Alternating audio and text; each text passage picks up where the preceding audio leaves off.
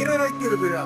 சித்திரை மாதம் விழா கொண்டாடும் சித்திர சபையில் சிநேகிதம் வாழும் அழகர் வைகைக்கு வருகும் நேரம். அழகான ஆனந்தம் எங்கும் பரவும். அழகர் கோயிலில் அழகு திகண்டே கள்ளழகர் புறப்பட்டார் மதுரைக்கே. 3 மாவடியில் எதிர் சேவை செய்து மக்கள் உற்சாகம் கொண்டு பாடியாடியே வைகை ஆற்றில் எழுந்தருளும் போது வானம் கிளைக்கும் நிராசிரிக்கும். ராமநாயர் மண்டபம் தண்ணீர் தெளிக்கும்.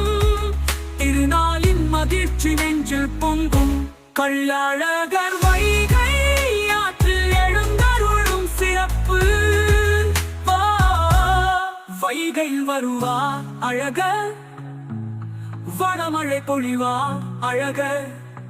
அலைகள் அருவி போல அருள் செழிக்குது எங்கும். அருளாதிர காலையில் வைகை தெய்வமாய் அழகர் எழுந்தருள கண்ணீர் மல்கும் நெஞ்சும்.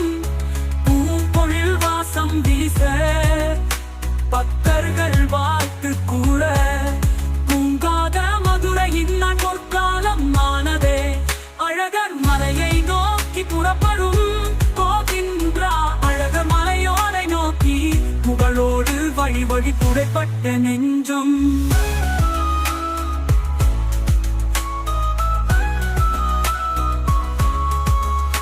தசாவதார காட்சிகள் நிறைந்த தேனூர் மண்டபம் வணங்கி தள்ளாகுளம் மலர்ந்த பூப்பல்லக்கில் தாயகமே ஒலிக்கும் சங்கீதம்.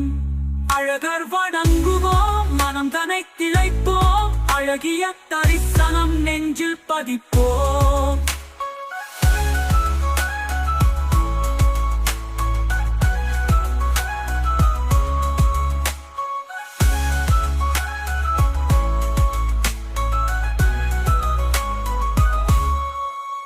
கள்ளழகர் வைகை ஆற்றில் எழுந்தருளும் சிறப்பு.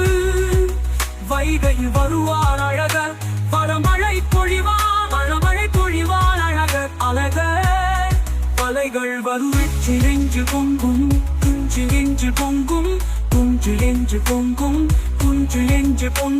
கள்ளழகர் வைகை ஆற்றில் எழுந்தருளும் சிறப்பு. வைகை வருள் அழகர், வல்லமழை பொழிவார் அழகர். அலைகள் அருவி போல அருள் செழிக்குது எங்கும்.